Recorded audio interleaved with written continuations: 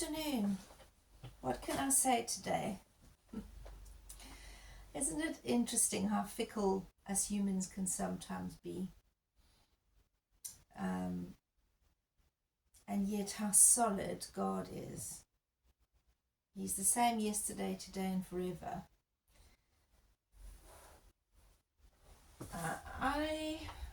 I've reflected on a few things today and I've written some notes. And they're actually about Paul's use of freedom. Today in Guernsey's Liberation Day, some people wear red, white and blue. They have the shades, or maybe they wear the hat, or they dress up 1940s style, and we all have our flags that we wave. There's the British flag, but we also have the Guernsey flag, although at the time of the war it didn't exist, that flag, Guernsey flag.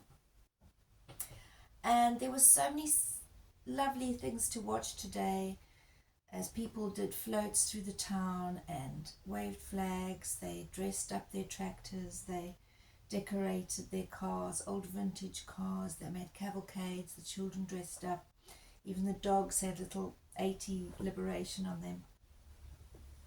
And I was thinking, wow, wouldn't it be amazing one day if Easter could be like that, where we are celebrating our liberation of our souls?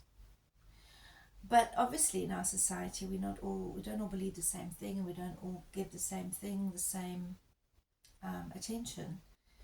But it just made me think, imagine if we had flags that said Jesus is alive, and we're dancing in the streets and celebrating like that, maybe in heaven one day.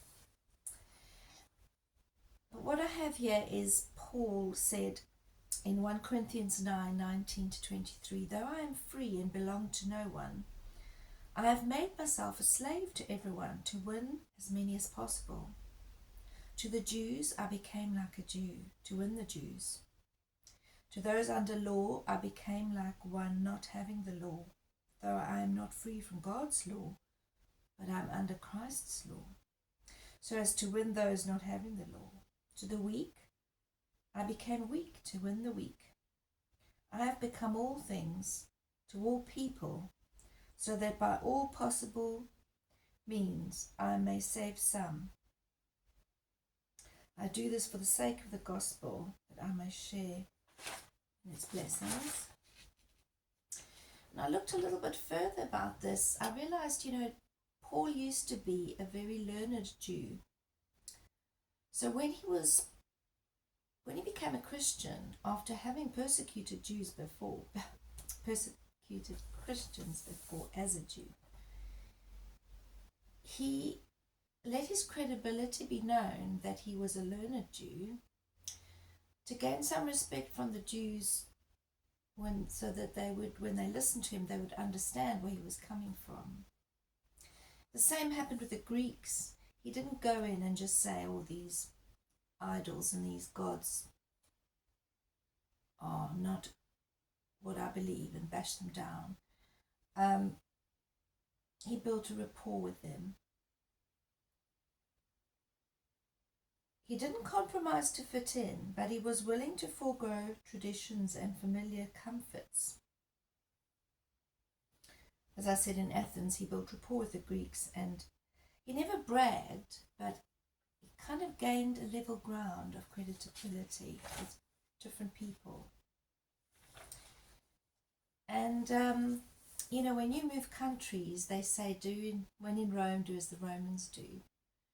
And there's that fine line between leaving your culture or just taking on another culture, but still keeping the Jesus culture, because you, in a church that's multicultural, you all believe the same thing, but you still have certain traditions and certain things that are important to you. So it's just been making me think, how can we become all things to all people to win some? And I think that also takes some level of resilience, because you are letting go of some of who you are to embrace some of what someone else is, to win that level grounding. You leaving familiar comforts. because Paul didn't accept a salary from the church, and he also chose not to marry, although that's a whole nother discussion.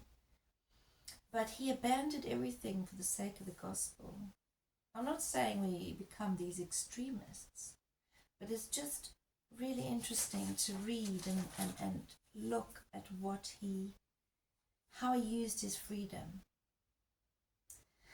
And it's been interesting to see in Guernsey what the freedom means to the next generation and the generations to follow, because the people who were in the war, in 10 years' time, there won't be any. They're all sort of in their 80 plus now. But what has that liberation from occupation and Guernsey being occupied by the Germans in the war, what has that given the future generations?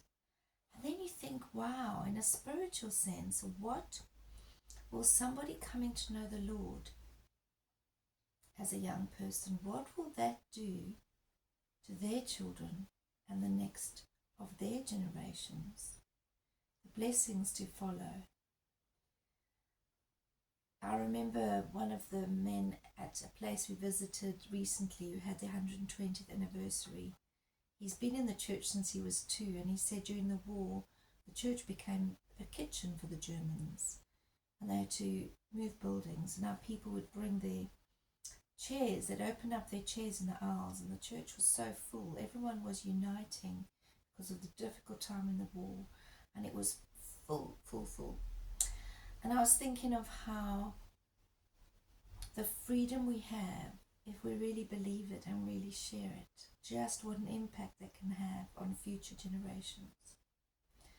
One person who told me about the Lord wasn't through family connection, but how this has impacted what I have to share with my son about what's important in life, and testimonies about God's goodness and God's provision for me and miracles, and hoping that that'll also impact his next generation.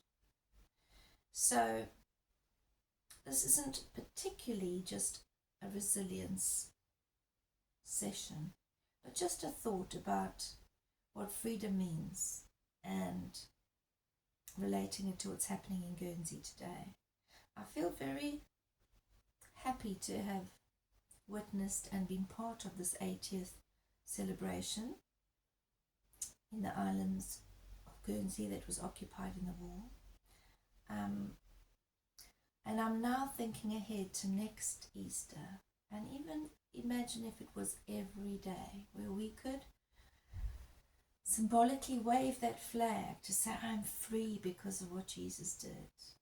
And if we really believe that, how we can become all things to all people, to win some for Jesus. Thank you for listening. Goodbye.